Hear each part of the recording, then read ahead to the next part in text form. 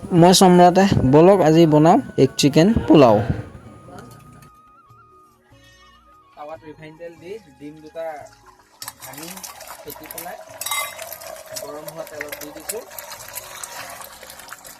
তাৰপিছত কি আৰু এনেকৈ ঘূৰাই ঘূৰাই অমলেটখিনি কিমা কৰি ল'ম।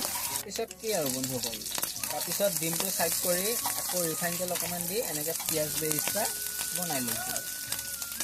পিঁয়াজ বেৰিষ্টা বনাই বইল কৰা ৰাইচ দি দিম।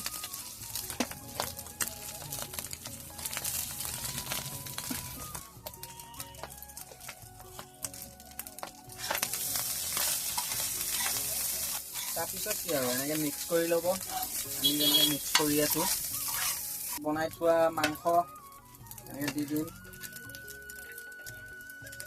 দুটা বনাই আছোঁ যিহেতু, গতিকে দুটাৰ কাৰণে মাংস দিয়া হৈছে।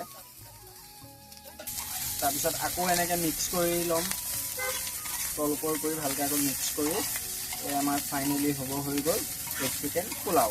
ফাইনেলি এয়া পেকিং কৰি দিম। দুটা গ্ৰেভি দি দিম, চিকেন গ্ৰেভি দি চাটনি চালাড পিঁয়াজ দি এয়া আমাৰ হৈ গ'ল। গতিকে এতিয়ালৈ বাই বাই।